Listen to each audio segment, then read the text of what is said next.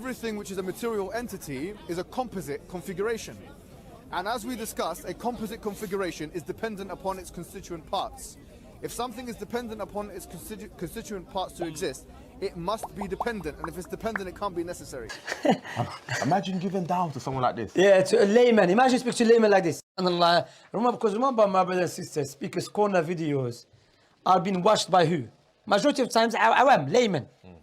So layman listening to Brother Muhammad Hijab Wafaqahullah mentioning these arguments, they don't understand what is this argument based upon, what can lead to, or what does lead to. If you are consistent, will lead to negating Allah's attributes. Believing in something necessary being. That doesn't mean Allah subhanahu wa ta'ala. Even themselves, they admitted it. Doesn't mean Allah. You need another argument to prove that it's Allah.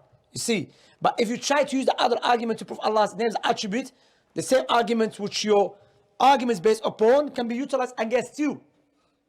And put you in doubt. And the argument of the Quran doesn't put you in doubt. Gives you what? Al-yaqeen. Why? Barahin wa bayinat.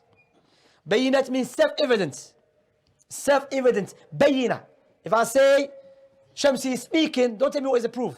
If you ask what is the proof Shamsi is speaking, you need to go to hospital first. Because why? It's bayina. It's self-evidence. I don't have to prove that to you. طيب? And the Quran is full of that. Al-bayinat wal-barahin. And the Sultan, this is the adillah that the Quran mentions. But as for the argument, the argument causes more confusions than clarification.